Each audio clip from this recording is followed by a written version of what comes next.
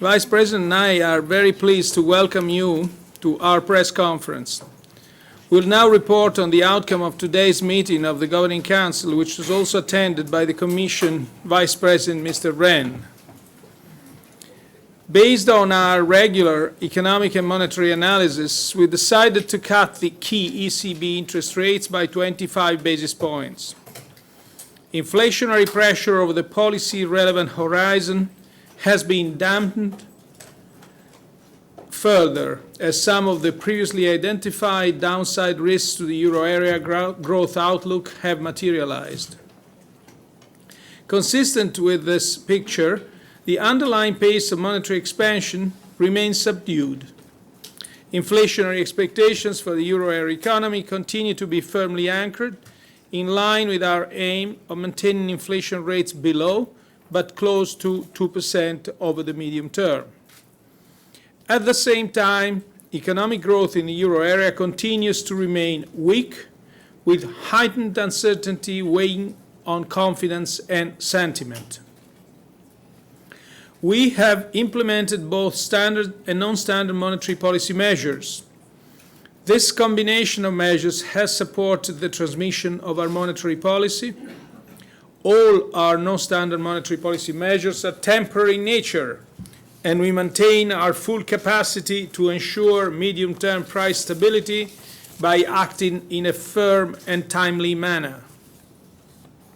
Let me also remind you of the decision taken by the Governing Council on the 22nd of June 2012 concerning further measures to increase collateral availability for counterparties. Let me now explain our assessment in greater detail, starting with the economic analysis. On a quarterly basis, euro area real GDP growth was flat in the first quarter of 2012, following a decline of 0.3% in the previous quarter. Indications for the second quarter of 2012 point to a renewed weakening of economic growth and heightened uncertainty. Looking beyond the short term, we expect the euro area economy to recover gradually, although with momentum dampened by a number of factors. In particular, tensions in some euro area sovereign debt markets and their impact on credit conditions. The process of balance sheet adjustment in the financial and non-financial sectors and high unemployment are expected to weigh on the underlying growth momentum. The risks surrounding the economic outlook for the euro area continue to be on the downside. They relate in particular to a renewed increase in the tensions in several euro area financial markets and their potential spillover to the euro area real economy. Downside risks also relate to possibly renewed increases in energy prices over the medium term. Euro area annual HICP inflation was 2.4% in June 2012, according to Eurostat's flash estimate, unchanged from the previous month. On the basis of current futures prices for oil, inflation rates should decline further in the course of 2012 and be again below 2% in 2013. Over the policy-relevant horizon, in an environment of modest growth in the euro area and well-anchored long-term inflation expectations, underlying price pressures should remain moderate. Taking into account today's decisions, risks to the outlook for price developments continue to be broadly balanced over the medium term. The main downside risks relate to the impact of weaker than expected growth in the euro area. Upside risks pertain to further increases in indirect taxes, owing to the need for fiscal consolidation and higher than expected energy prices over the medium term. Turning to the monetary analysis, the underlying pace of monetary expansion has remained subdued, with short-term developments displaying some volatility. The increase in the annual growth rate of M3 to 2.9% in May, up from 2.5% in April, and close to the 3% observed in March, mainly reflected a reversal of the outflows in April from overnight deposits belonging to non-monetary financial intermediaries, particularly investment funds. In addition to an increased preference for deposits with shorter maturities, these factors have also shaped M1 developments, with the annual growth increasing from 1.8% in April to 3.3% in May. The annual growth rate of loans to the private sector declined to 0.4% in May from 0.8% in April. Annual growth rates for loans to both non-financial corporations and households also decreased in May to 0.2% and 1.3% respectively, with negative monthly loan flows to non-financial corporations. To a large extent, subdued loan growth reflects the current cyclical situation, heightened risk aversion, and the ongoing adjustment in the balance sheets of households and enterprises which weigh on credit demand. Looking ahead, it is essential for banks to continue to strengthen their resilience where it is needed. The soundness of banks' balance sheets will be a key factor in facilitating both an appropriate provision of credit to the economy and the normalization of all funding channels. To sum up, taking into account today's decisions, the economic analysis indicates that price developments should remain in line with price stability over the medium term. A cross-check with the signals from the monetary analysis confirms this picture. Let me now make a few remarks relating to other policies. We welcome the European Council conclusions of 29th of June of 2012 to take action to address financial market tensions, restore confidence, and revive growth. We agree that economic and monetary union needs to be put on a more solid basis for the future, and that sustainable growth, sound public finances, and structural reforms to boost competitiveness remain key economic priorities. We welcome the decision to develop a specific and time-bound roadmap for the achievements of a genuine economic and monetary union. We also welcome the Euro Area Summit initiative towards a single supervisory mechanism, the possibility with appropriate conditionality to recapitalize banks directly, and the use of existing EFSF-ESM instruments in a flexible and efficient manner in order to stabilize markets. Finally, the ECB is ready to serve as an agent to the EFSF-ESM in conducting market operations. We are now at your disposal for questions. Thank you. Thank you. One or two questions as usual per media, and please present yourself and the media you work with. Thank you. First question, first row. Silvia Wadwa, CNBC. Mr. Draghi, two questions to the effect of, first of all, about the deposit rate. You cut the deposit rate to zero. How exasperated are you with the fact that banks still do not use the money you're pumping into the market sufficiently, either to lend it to each other or indeed to lend it to the economy? Because clearly in some countries we're still in kind of credit crunch territory. And secondly, in terms of other non-standard measures, there is lots of speculation in the market that we might see further LTROs. I know, you're not going to tell us anything about that.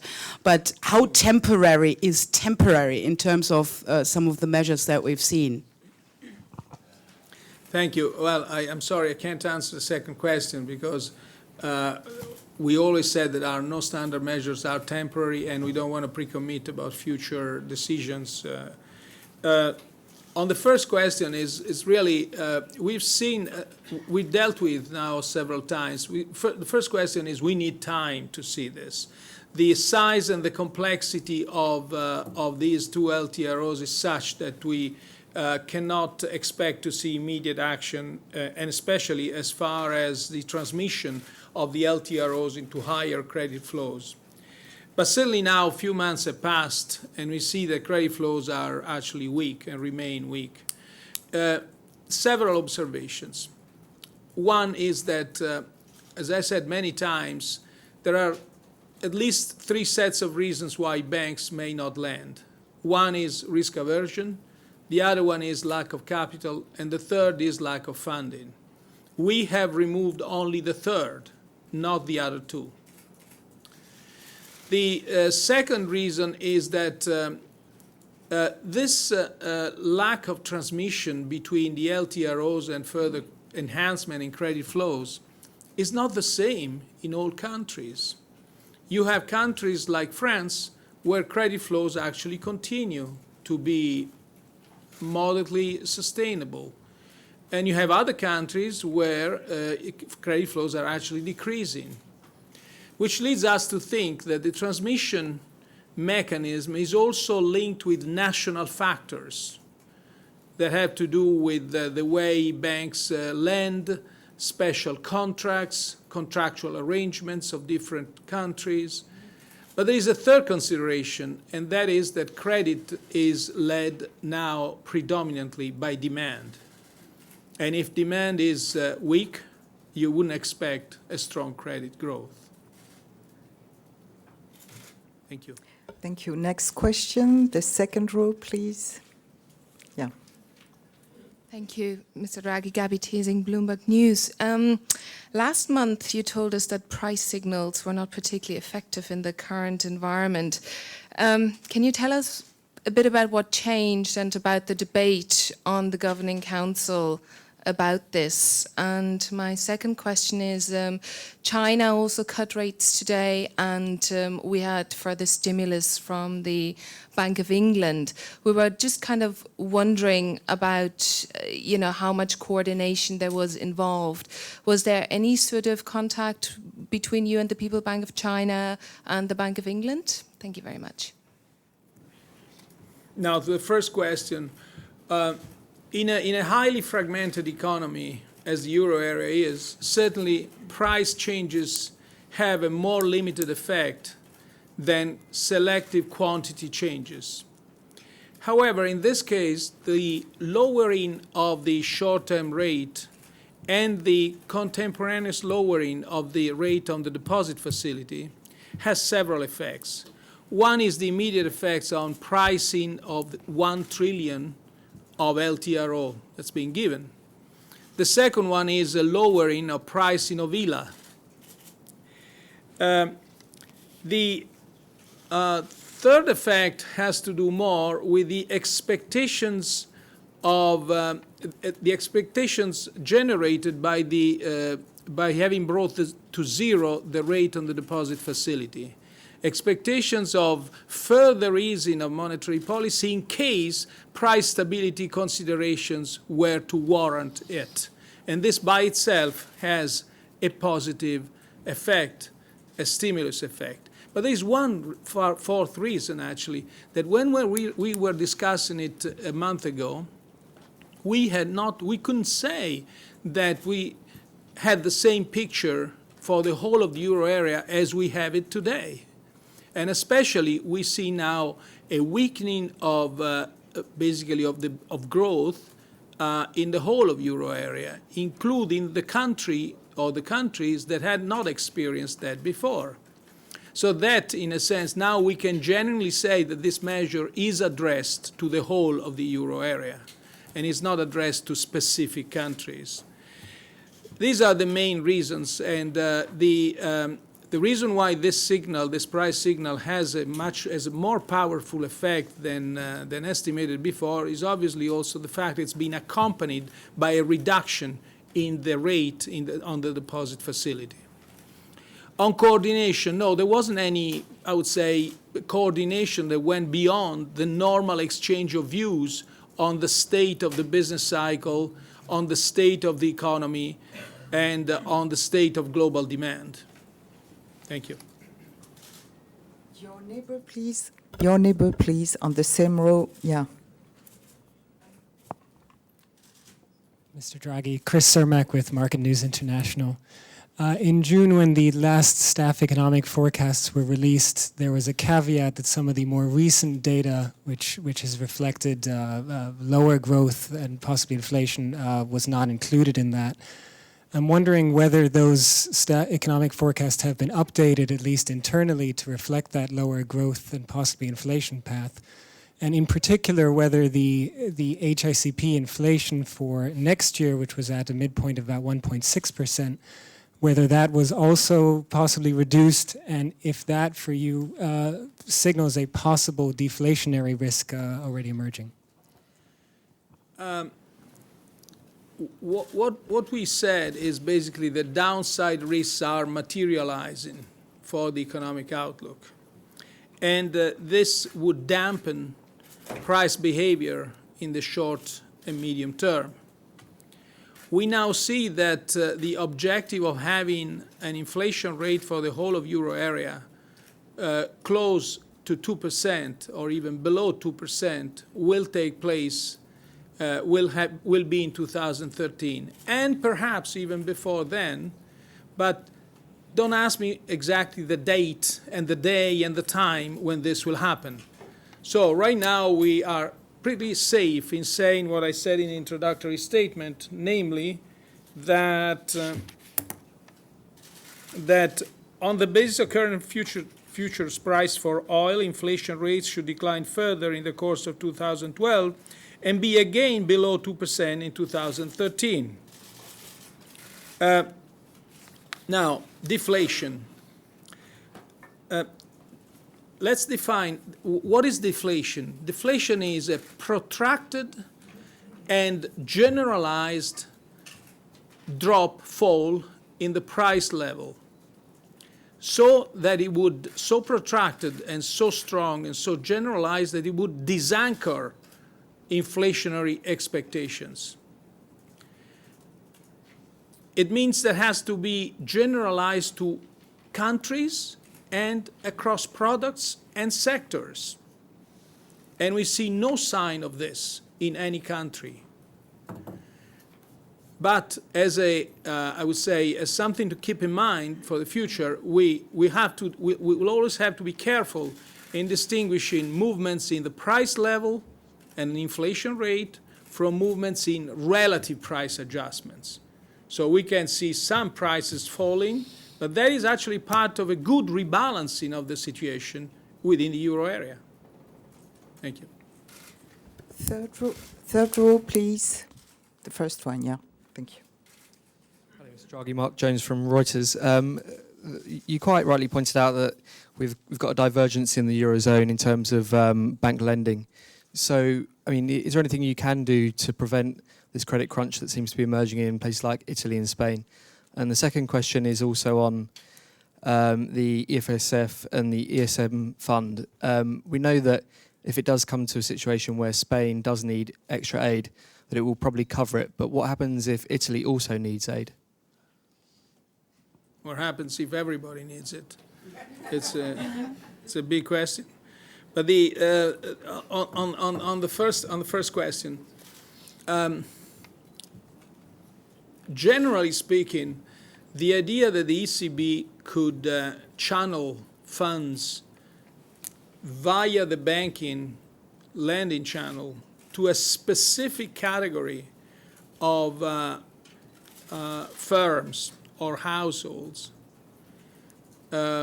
is as wrong as the idea of those who say that the ECB should make sure that banks don't buy government bonds, otherwise it's monetary financing. Wrong is probably too strong, but certainly they are both ideas are very, very hard to implement. Make sure that the banks do certain things or don't do certain things. We have to remember that their decisions are basically business decisions. So what we could do and what we have done with respect to this was, first of all, we broadened the eligibility rules of collateral so as to attract the greatest number of banks, including those banks of small, medium size, which we believe are closest to the SMEs. But we've done also another thing. Even recently, even on the last Governing Council meeting, we broadened the collateral eligibility so that banks can actually use the assets they create in lending to the real economy as collateral in borrowing from the ECB. So they are not only using government bonds, but they are also using now credit claims and ABS of lower rating, which means that for the banks now, in a sense, it's very useful to lend to the real economy because that way they also generate collateral that they can use for funding themselves. And we want to do this in a way to keep the risks, and I've said this many, many times, for the ECB balance sheet very, very low. Thank you. On DSM, I don't have an answer on that, just thank you. The same row, please, your number. And then on the extreme right, yeah. Hi, George Hay from Reuters Breaking Views. Just had a question about the EU banking supervision. Do you see a pan-European banking union as a system only for the largest SIFIs or for all the banks? And would the ECB do the supervising itself, or would it kind of outsource it to a separate body? Well, it's very, I would say it's very early for responding to these questions. After all, the European Council is only a few days old. But let me just give you a few messages of a general, but I think important, substantial importance. First, the European Council, with the decision on supervision, on a unified banking supervision in the euro area, has made a very, very important step towards the creation of what one would call financial markets union rather than banking union. And the leaders have committed substantial political capital into this decision. So we expect that the proposal that the Commission, because it's, let's not forget, it's competence of the Commission, the proposal of the Commission in consultation with the European Parliament and the ECB will be as strong as the commitment that the leaders have placed in taking this decision. And we are confident that this will be so. The second thing is that whatever the decision, whatever the proposal is going to be, the ECB should be placed in a way to carry out the future tasks in an effective, rigorous, and independent way without risk for its reputation. Third, any new tasks in the supervisory area should be rigorously separated from monetary policy tasks. There should be no contamination between the two areas, and we'll certainly find ways to make it sure that this is so. Fourth, the ECB should remain independent in carrying out these tasks. Fifth, We will work with the national supervisors. That's very important. That's actually essential. I myself have been a supervisor for 6 years, being the governor of Banca d'Italia, where supervision is within the bank. So I know only too well that the knowledge, the skills, the competence, the history, and the traditions are at national level.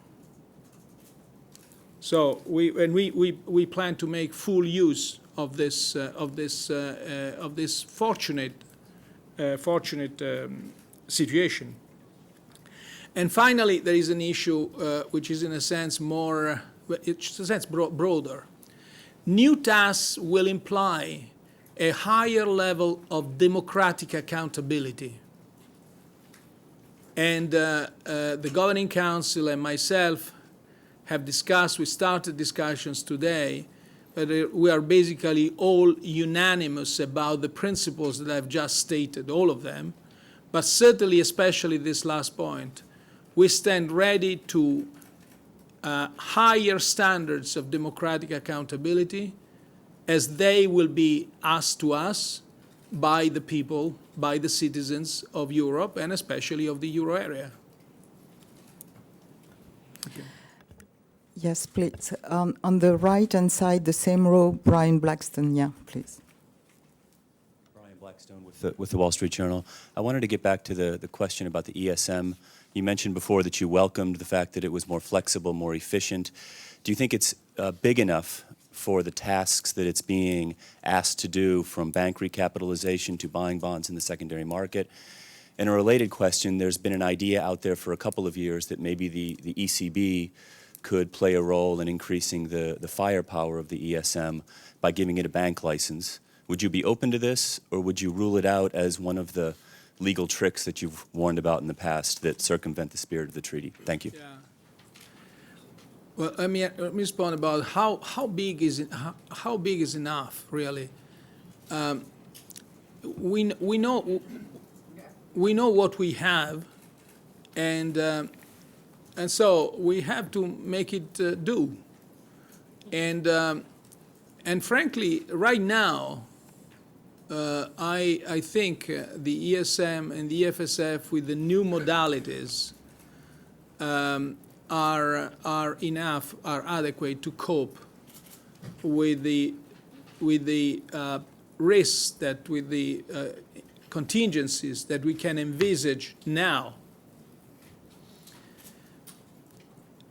When you come to the ECB, and this I said it many, many times, we're certainly supporting the euro area economy through the achievement of the price stability objective in the medium term. And we want to behave within the limits of our mandate. I don't think there is anything to gain in destroying the credibility of an institution, asking it to behave outside the limits of its mandate. Thank you. The very last row and the middle, please. Arthur Beasley from the Irish Times. 2 questions in relation to the outcome of the Eurozone summit last week. There was a specific reference to the rescue of Ireland's banks in the Eurozone communiqué. I wonder what, in your opinion, is the significance of that reference? And when it says that there will be an examination of the situation in Ireland's banks, what, in your view, would be the optimal outcome of that examination? Thank you very much. Thank you. Well, Ireland is a member country that, through extraordinary efforts, has run a program which is on track, so much that Ireland returned to the market, if I'm not mistaken, today, much earlier than anybody could have expected until 2 or 3 months ago. I think that this, even though it might be sort of not yet part of a regular extended program for a long period of time, I think this must be a success which should be properly celebrated. and it's testimony to the determination of the Irish government and the capacity of the Irish people to understand, own this program, and make the needed sacrifices. So I think this is a very, very important. Actually, it's so important that an event like this could be one of the various factors that are making the financial environment nowadays a little less tense than it was a month ago. So I think this ought to be taken into account. Thank you. Let's go to the block on the left-hand side, the second row, please. Hello, my name is Verna Bob from the EU Observer. Mr. Draghi, two quick questions, if I may. You said that you can only act within the limits of your mandate. Well, is there scope to change the mandate? And secondly, you've mentioned democratic accountability as one of the principles for this new financial markets union, or how you put it. What exactly, can you give some examples? Would you see extra scrutiny powers for the European Parliament, or what exactly do you mean by more democratic accountability? Thank you. Well, the mandate is the pursuit of price stability in the medium term with well-anchored inflationary expectations. So that's the mandate, and we will use any tool within that mandate. On the second point is certainly, I said that we stand ready, and we are very, very aware that this is an essential requirement that comes together with more powers. Even more so being us a non-elected institution. So we are really waiting from the European Commission, from the Eurogroup, from the European Parliament, from the citizens of the Euro area member states to basically tell us how we can comply with their certain desire of having us democratically accountable on a standards even higher than in the past. Thank you. The fourth row, please. Wolfgang Preußel. Wolfgang Preußel, Financial Times Deutschland. One question on the monetary policy decision. Was the decision anonymous, or were there people arguing either for keeping rates at 1 or lowering it further to 0.5%? And were there people who also perhaps asked, or was there discussion about the further loosening of the collateral framework, such as dispensing government bonds of any rating requirements? And on the banking union, you avoided the question of which banks should be subject to that, the banking supervision. I think it's a very crucial question. There seems to be disagreement within the governing council. Mr. Noyer argued for all banks, whereas Mr. Novotny said just a few, the systemic banks. What is your view? Does it make sense to have a supervisor that's only responsible for a few banks, where banks like Bankia or others who may not be in the league of the systemic banks may not be subject to that? Thank you. Thank you. The decision was unanimous on all grounds. And this by itself, I think, carries a special strength to this decision. You see, there are no divergent. I think, let me step back. We are just at the beginning. It's first day we discussed, the first 2 days probably we discussed this new concept. It's natural that new concept of how to build this supervisory mechanism in the euro area members. It's natural that people discuss different views, but there are no divergent views, really divergent views within the Governing Council. The Governing Council, on the principles that I gave you before, the Governing Council is absolutely compact. There is no disagreement at all. Of course, it's natural that we are asking, are they going to be only the G-SIFIs or the SIFIs? Namely, we well know that there are domestic banks that are systemically important. Or to, in a sense, minimize distortionary situation in the competition amongst banks, should we all extend to all banks These are natural questions. There are pros and cons for each one of these categories. And we are actually now working all together on trying to find the right, what is the right perimeter for this. But we should not forget that again, as I said before, the proposal, the ultimate eventual proposal will come from the Commission with the consultation of the ECB and the European Parliament. Thank you. The lady on the third row, please. Mr. Draghi? Yes. Could you present yourself, please? My name is Yan Chen from Sina Corporate from China. I have only one question. So on the same day, 3 central banks cut the interest rate. So some experts said the current situation is even worse than that when the crisis began in 2007 and 2008. So my question is, what do you think about this? Definitely not. We had, well, more than 2007, 2008, I would peak as trough of the recession 2009, and I think we are not there at all. We are not there at all. We have a situation for the euro area where growth is hovering around zero, basically. And we still expect a gradual, slow recovery around the end of the year. And so, in a sense, the baseline scenario of the ECB hasn't changed, although the downside risks to that baseline scenario are now materializing.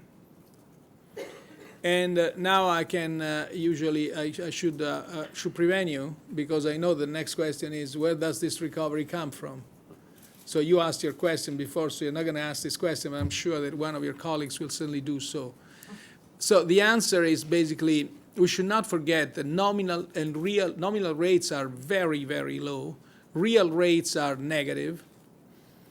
And certainly the expectation of a recovery, although muted, although slow, although very gradual, and so on, by the turn of the year, is based on an improvement in the general sentiment, an abating in the sovereign debt crisis, and in a somewhat improving market sentiment on the financial markets. And I wouldn't exclude also I couldn't say a strengthening, but a situation on the global external demand which would stabilize rather than falling. These are the assumptions on which is predicated our expectation of this slow, gradual recovery by the turn of the year. Row 6 in the same block, please. Yeah. Hello, my name is Luís Rego. I work for Diário Económico, a Portuguese paper. You mentioned Ireland. Can I ask you on Portugal? As you know, the last Troika mission has been in Portugal. They identified some growing risks on the budget execution this year due to the impact of the recession. Given the general goal of returning to the markets next year, as for Ireland, do you think that the government, that the authorities in Portugal should stand ready to take any additional measures necessary to achieve the given targets? Or do you think do you see a risk of, at this stage, further cuts being counterproductive on the economy and on the targets as well? Thank you. Peter, the floor is yours. Oh, okay. Thank you, President. Well, the conclusions of the review were that the program was still on track in Portugal. So there were some risks highlighted, but the conclusion was positive. Also positive, the analysis of the IMF recently also disclosed. So we have to wait and see how the economy will perform in the near future. But certainly all the conditions seems to be there for the compliance with the program, which of course is a very important objective. The country has been assessed general and now in international markets as being in the right direction, and that should continue to be the case. Thank you. The block in the middle, Stephen Hofkamp, could you ask for a microphone? Stefan Ruhkamp with Frankfurter Allgemeine Zeitung. What do you expect? What will be the impact of that rate cut? I mean, will banks lend more to the economy, or will they lend by a lower price, or is it just that they have a higher margin? And the second one is, do you still see any shortage of collateral in the banking system? Well, on the second question is the situational collateral is changes country by country, really, and so we have several countries that nowadays have plenty of funding, and so they need less collateral. And there are some local, some specific situations where they are short of funding and they need more collateral. So I'd rather not make names, but you can easily make yourself. But I'm sorry?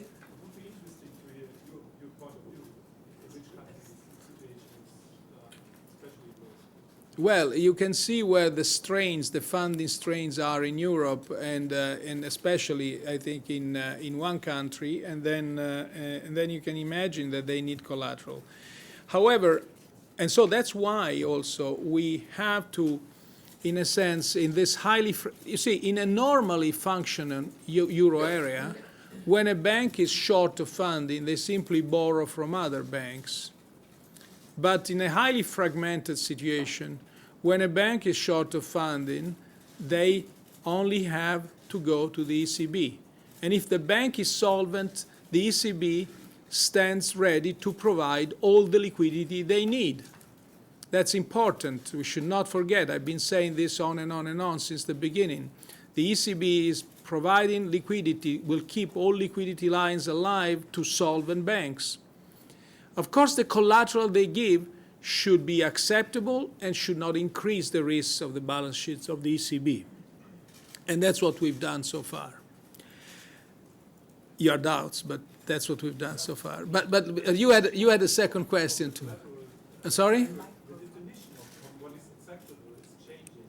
Yeah. Well,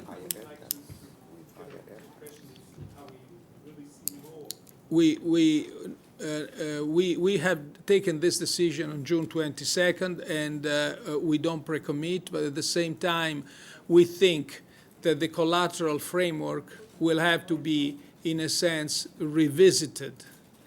And I don't know. It's not something we can come out soon with this because it's highly complicated. But as I said many times, we should present again a well-thought, a well-organized framework for the collateral eligibility. On the first question is, well, you know, you should ask, one can ask this question every time you change interest rates, is what is the situation? It's clear that when demand is weak, the transmission of these price signals to the aggregate economy is muted. If you had strong demand, you immediately have passed through from the policy rate to bank lending rates. But if the demand, the credit demand is low, then we will look at.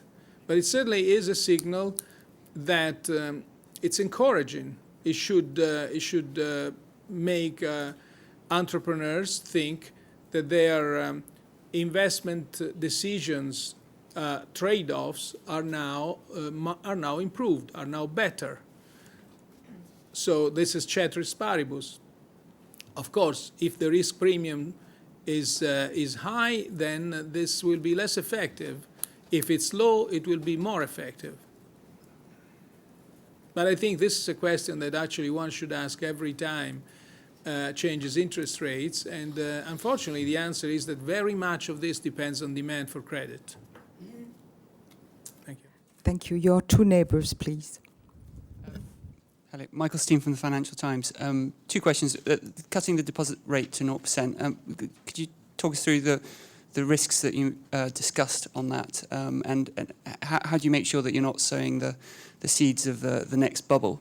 Second question, given all the discussion about ECB taking on bank supervision, how would the ECB have, or what would the ECB have done to prevent the attempts to rig the LIBOR-Euribor rates? Thanks. Well, on the bubble question, one of the reasons for taking the decision we've taken today is that we don't see risks for inflationary expectations in either side, really. Certainly not on the upside in the short and the medium term. So, and that has a lot to do with the weakening of the general economy, but also with the behavior of oil prices. As of course, we have to keep in mind that that could go either way. So we have to keep this into account. But the rest of the economy doesn't seem to be inclined to generate upward pressures on inflation. Well, the LIBOR, I think there is an inquiry in its, which is unfolding at the very same time we are speaking today. It does show that a process which was considered fair and was considered pivotal for the functioning of financial markets was not fair. Was not fair. And therefore, I think a lot of action ought to be undertaken to improve the governance of this process at both levels. The level that contributes to, with the figures, to the data, and the level that produces the benchmark. It's quite clear that the governance in these two levels was weak, if not faulty. And frankly, I don't know what the ECB would have done, but I hope it would have done better. Okay, your neighbor, please, right now and after the first row. Hello, Mr. Draghi. Etienne Balmer from the Agence France Presse. I had two questions. Apart from the interest rate decision, were there any other options that you discussed, such as other non-conventional measures, like a new LTRO or anything else? And another question, a recent survey revealed that the ECB staff feels overworked because of the many years of crisis, and especially now when it comes new tasks like banking supervision. Do you share the worry of the staff that there may be an operational risk for the ECB, and does the ECB plan to hire more staff, and to what extent? Thank you. Let me say, the first question is, we didn't discuss any other non-standard measure, and we have to, I'll tell you, I mean, quite unusually for my standards, I'll also tell you why we didn't discuss this. Because we have to have non-standard measures which are effective, and they have to be effective in an area which is fragmented. So that's why it's not obvious that there are measures that can be effective in a highly fragmented area. Even though, as I said before, the market sentiment seems to be improving slightly. For example, we have not, one of the, I think, remaining benefits of the LTROs is that we have not seen signs of outflows from the euro area. And this is actually quite important, quite important. I think one of the reasons why the Euro Summit has been such a success is that the leaders showed that this is a monetary union that it's meant to last, they showed commitment to make it a success. They started identifying an end point, a goal. They started through the Van Rompuy's report, drafting a path to this goal, and they started identifying conditions that have to be satisfied in order to undertake this journey together. I think that's why the Euro Summit was viewed with such positive attitude by markets and by everybody. The second point is, let me say that we are all, and I'm especially impressed by the extraordinary commitment that our staff shows every day in the undertaking of tasks that have become more and more numerous, difficult, and psychologically, I would say, hard. So it's not a surprise that they see themselves as overworked, and we have exactly the same assessment. The ECB has taken some measures to alleviate the stress, and there is a proposal that the Executive Board has discussed about to increase the resources of the ECB in a still very moderate way to undertake some of the new tasks that have been given to the ECB in the course of the last 2-3 years.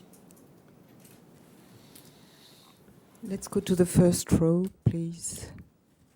Alessandro, Massimo. Yeah. Alessandro Merli of Il Sole 24 Ore. I wonder if you have a timeline in mind for when the ECB will be ready to assume this unified banking supervision, considering that there's been talk about the proposal of the Commission coming by the end of the year, but also it's quite essential that this is done quickly, as also the lending directly to the banks from the ESM depends on this. I wonder if you have a target in mind or a time when this will be fully operational. My other question is, what is your interpretation of this ESM bond buying? As from some leaders, it has been said that this is a new so-called anti-spread mechanism that will work effectively in sort of putting a ceiling to spreads of the countries in difficulties.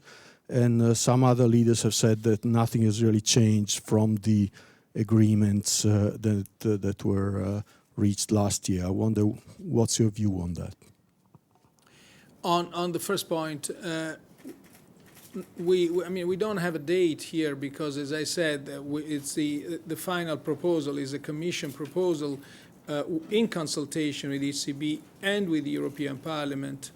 I'm sure that this will be done as speedily as possible. But I would not dramatize too much the need for doing things fast. It's better to do things well, and there's a good reason for not dramatizing it too fast. It's the ESM.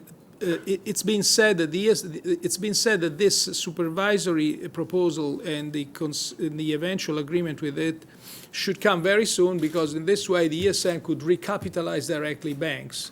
So the two things have been linked with each other. But what happens if this proposal is not ready? Then the public debt of a certain country will increase temporarily because they will borrow from the EFSF. But we all know, with the expectation that later on it will go down once the supervision mechanism is in place. So it's a temporary blip in public debt, which can be easily absorbed by markets. So if you ask me, we all want to have everything well done now. But if I have to choose, I'd rather choose something that's well done, but well done, and then we can cope with the rest, because we know it's not going to be a drama if it's 2 or 3 months later. On the on the ESM,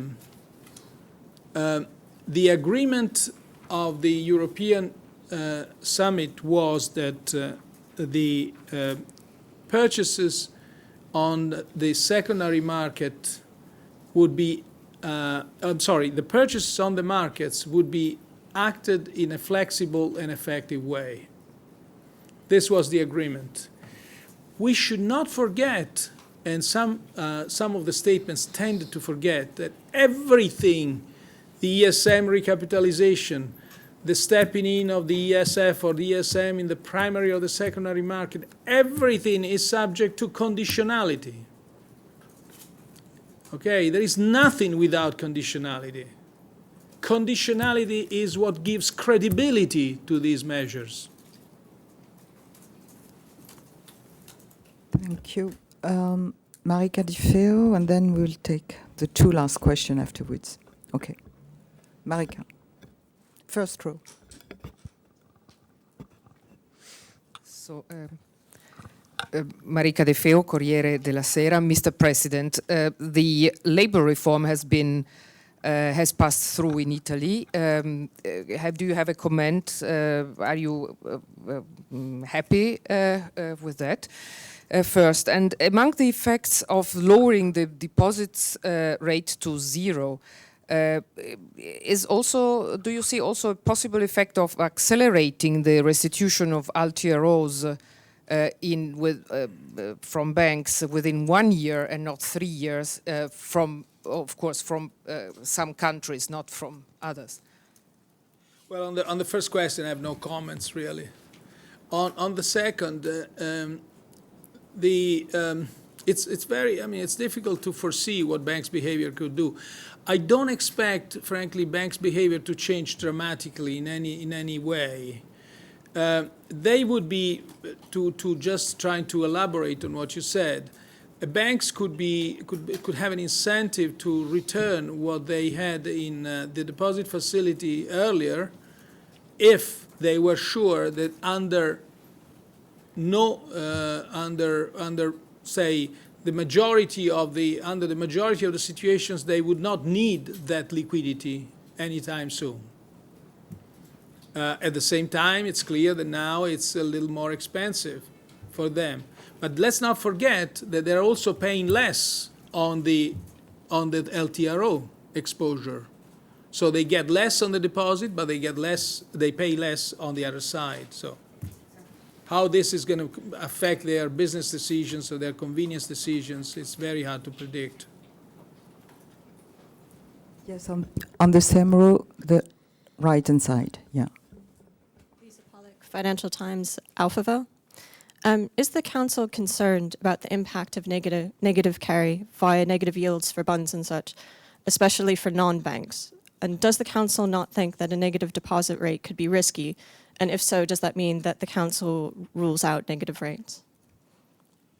We have not discussed this, and we don't pre-commit to any further measure, as usual. Thank you. Okay. Yes, the man in it. And after that, the very last question we will take. Thank you. Nick Korzeniewski, Russia 24. The first question, probably paraphrasing what my colleague has just asked. In principle, would you consider operating under negative deposit rates? And the second question, you have repeatedly stated that credit is mainly driven by demand in recent months.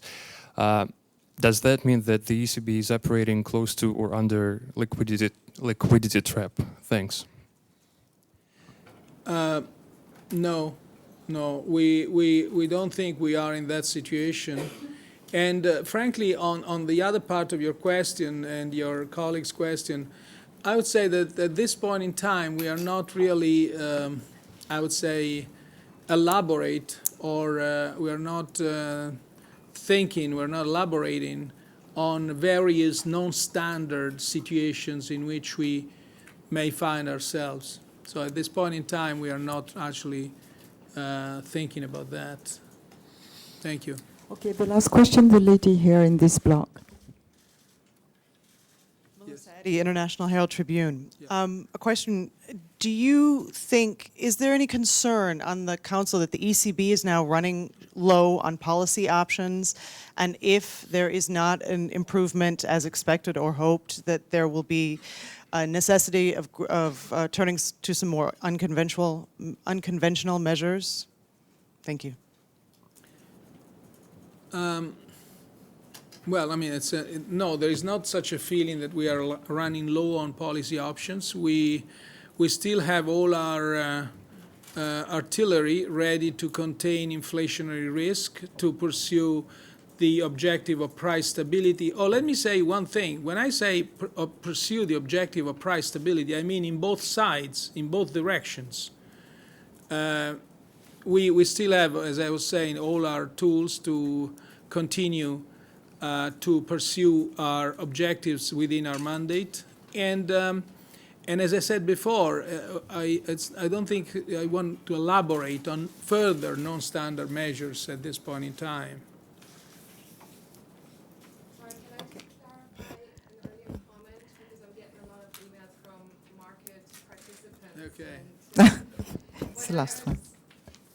Sorry about that. I didn't mean to hijack this. I'm just getting a number of emails from market participants who wish some clarification on a comment you made earlier about when you talked about the effect of the last of this rate cut, and you talked about the third effect that it had, that there were expectations of further easing of monetary policy in case price stability considerations were to warrant it, and this by itself has a positive effect, a stimulus effect. So people want to know, or there's already sort of people are debating whether you are keeping the options open to cut rates further, or QE, or whatever else. As I said, you will always have those kind of debates, but could you clarify exactly what you meant by this so that people will know? People are reading too much into this. What I'm saying is that you can translate into saying that whenever the bank pursues the objective of price stability in the medium term, that by itself has a positive effect on the economy.